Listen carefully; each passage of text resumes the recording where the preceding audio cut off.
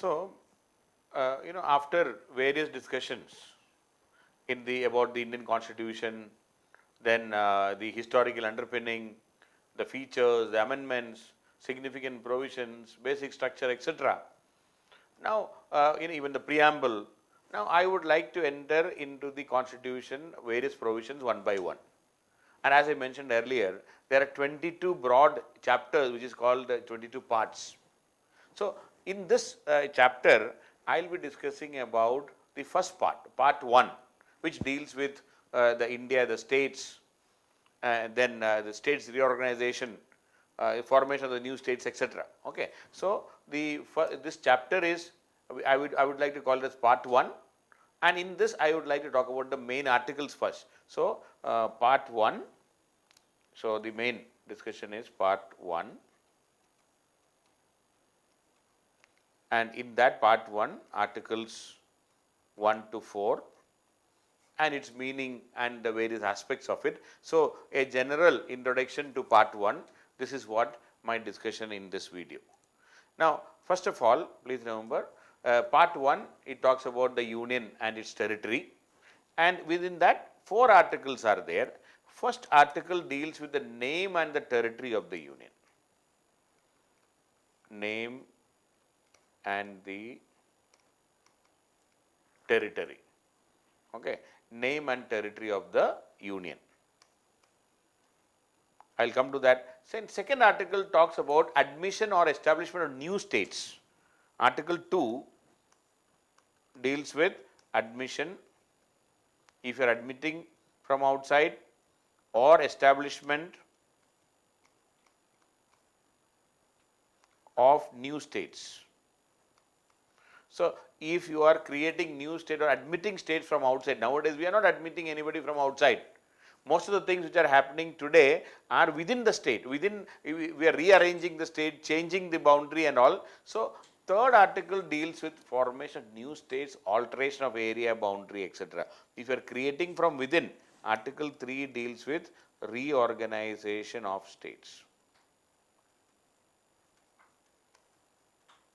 Reorganization of states and how states can be reorganized. So, within the state, within the country, now adjustment, even from some of them may be created into union territory, maybe union territory is converted back to state and all those things.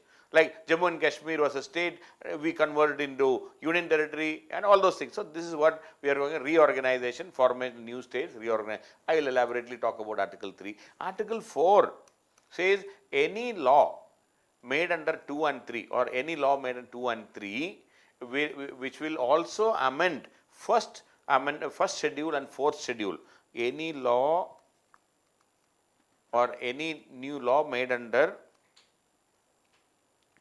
article 2 and 3, article 2 chances are very less now because admission of a new state from outside and all, it may not be happening right now, will automatically alter first schedule and fourth schedule. See, first schedule is about the India and the states, the name of the states, name of the union territory. I have already talked about that schedule. Fourth schedule is about representation in the Rajya Sabha. So, there will be alteration in that when you change that. So, that will automatically happen, and any such law, any change in the law, any addition or subtraction from first schedule or fourth schedule will not be deemed. Article 4 also says that this will not deem to be an amendment, will not deem to be an amendment of the Constitution under Article 368, will not deem to be an amendment under Article 368. So, what do you mean by that? It means, see, normally if you are to make any amendment in the Constitution, we need to use Article 368 and a special majority is required. That is, but in Article 2 and 3, any law is made, it is by a simple majority. We will come to that. So, when you are making a law under Article 368, special majority is required. But here, when you change anything, if you are writing a new state, in the first schedule, or if you are changing the name of a state, say Orissa, if it is changed into Odisha. So, naturally there is a change in there is an amendment in the Constitution in the first schedule. So, but that is not done through Article 368.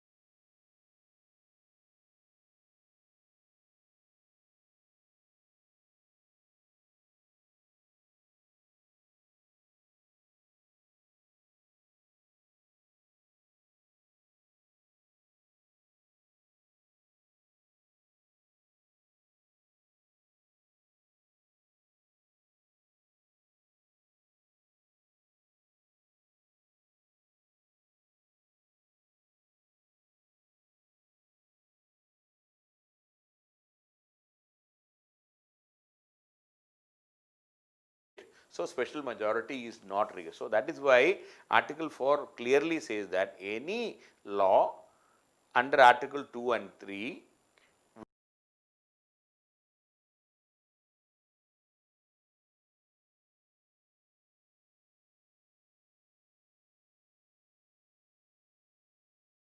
will not be deemed to be an amendment of the Constitution. It is not deemed to be an amendment of the Constitution under Article 368. That is what we have mentioned. So, please understand broadly four things. Article 1 deals with name and the territory of the union. What is the name? India, that is Bharat, that is what I will come to that, Article 1.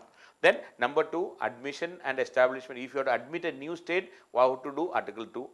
If you have to reorganize a state, that is Article 3, and Article 4 deals that if you make any change, if you make a new law, if you make a new state, or if you admit a state, there will be amendment in first schedule and fourth schedule, and such an amendment will not be deemed as an amendment under Article 368, means you don't require that special majority of Article 368, you can amend it by using simple majority. So, that is how the 4 articles are there. Now, coming to the first article, that is very important, that Article 1.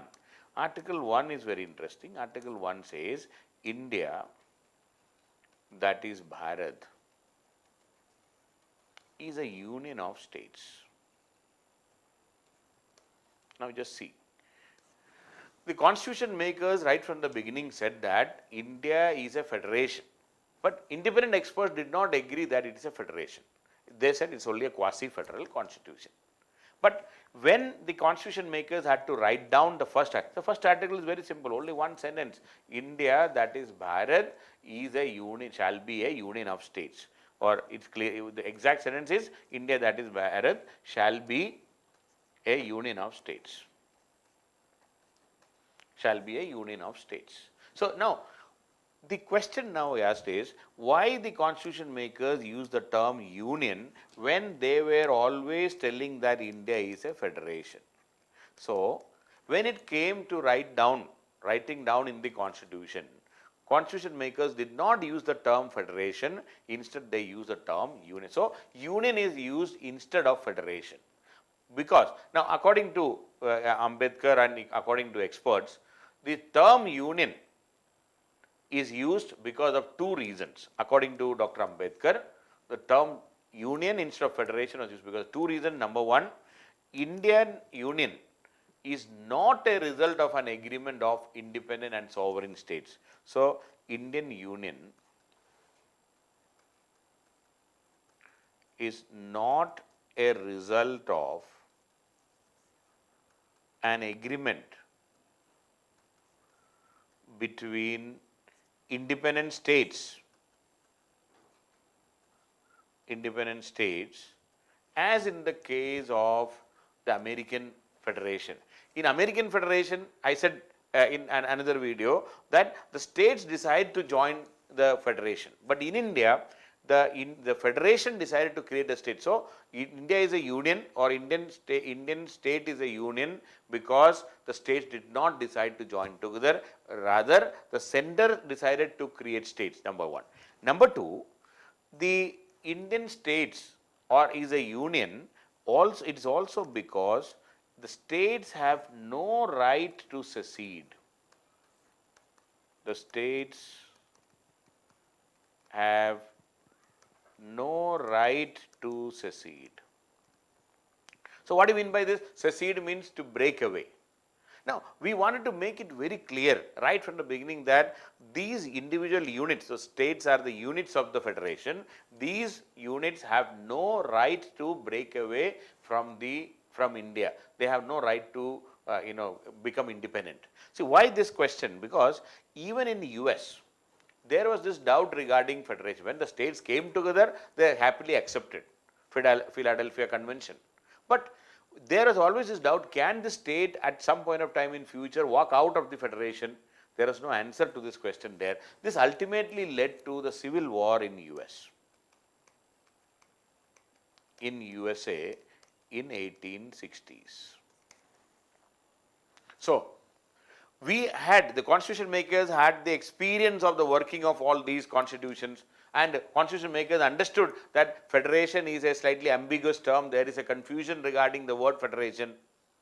So, we wanted to make it extremely clear. We did not use the term federation in the first place. We decided not to use the term federation because the word federation can be misused by somebody.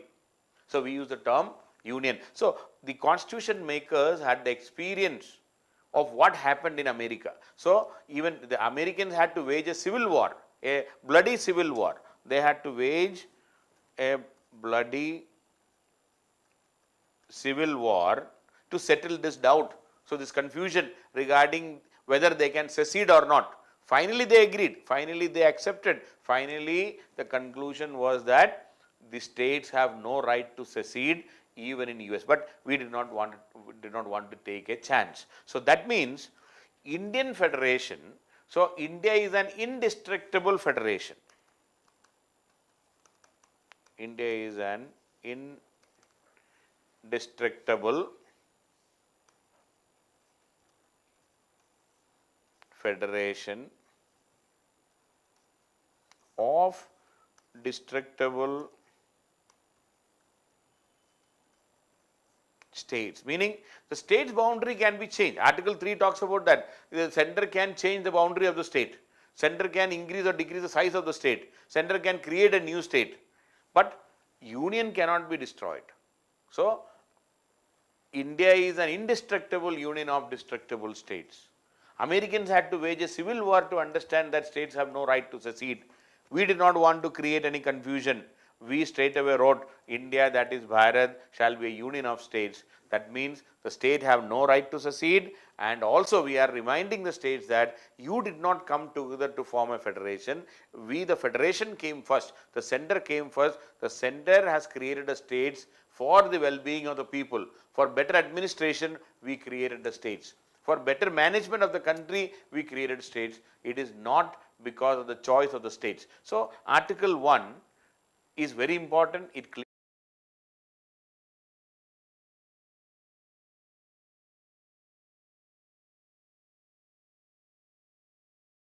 clearly says India, that is Bharat, shall be union of states. Now, this word union of states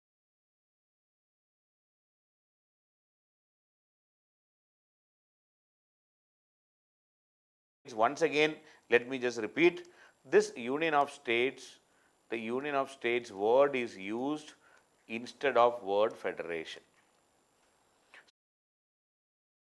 So, this union of states include, what all will include? Right now it includes 28 states, that's all. See, India has 28 states, earlier 29